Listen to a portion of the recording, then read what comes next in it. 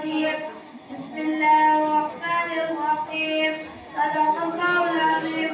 میرے استاد محترم اور میرے عزیز ساتھیو، السلام علیکم ورحمۃ اللہ وبرکاتہ. میں اس شعر کے ساتھ اپنی تقریر کو شروع کرتا ہوں.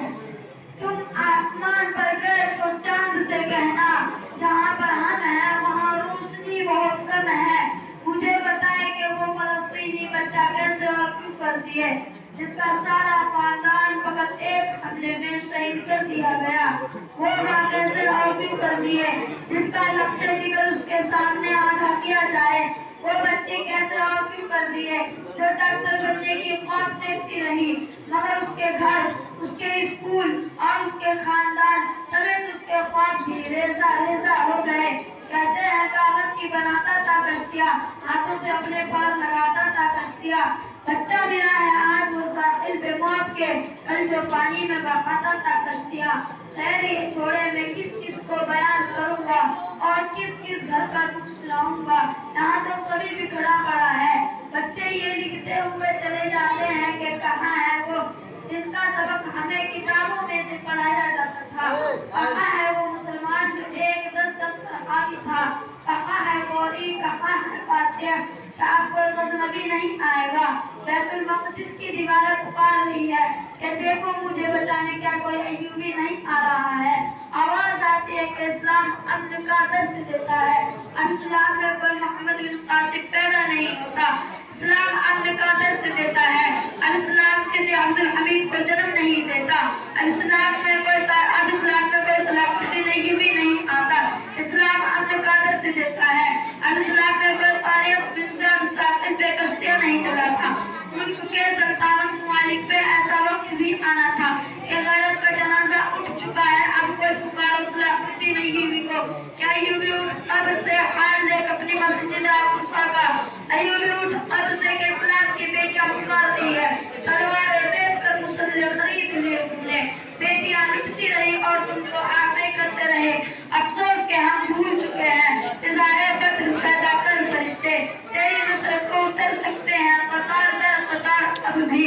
مگر آج کے ٹک ٹاک، انسٹاگرام، فیس بک، ٹویٹر، یوٹیوب پر ناچنے والے نوجوان کیا جانے کیا ہوتا ہے قربانی. کیا جانے کیا ہوتا ہے اپنوں کا دکھ. کیا جانے سر پر کفن رکھ کر میدانے دشمنوں کے آگے فولاد بننا کیا ہوتا ہے.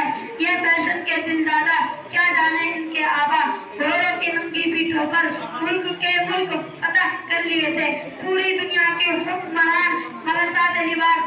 مگر تم تو وہ مرد مومن نہیں جس کے بارے میں محکوم علماء لکھتے ہیں. کوئی اندازہ کر سکتا ہے اس کے زور بازو کا. نگاہ مرد مومن سے بدل جاتی ہے تقدیریں. تو میرا آپ سے سوال یہ ہے کہ آپ نے آج تک فلسطینیوں کے لیے نعرے لگانے اور اظہار افسوس کرنے کے علاوہ کیا کیا آپ نے؟ آپ حکومت کو چھوڑے، حکومت کو جب بھیجے گی تو ہم مل کر اللہ اکبر کا نعرہ لگائیں گے. مگر آج تک آپ نے کیا کیا؟ کیا آپ نے اسرائیل کو بائیکاٹ کر دیا؟ کیا اسرائیلی کمپنیوں کی چیزیں آج تک آپ لوگوں کے گھر میں آتی ہے؟ کیا ان کے کھانے پینے کی چیزوں کے علاوہ آپ کا گزارا ممکن نہیں؟ باتیں تو ہر کوئی کرتا ہے، اظہار افسوس تو سب کو کرنا آتا ہے. مگر پتہ تو کب چلتا ہے جب امتحان کا وقت آتا ہے اور لوگ سوال اٹھاتے ہیں کہ ایک ہی کرنے سے کیا ہوتا ہے.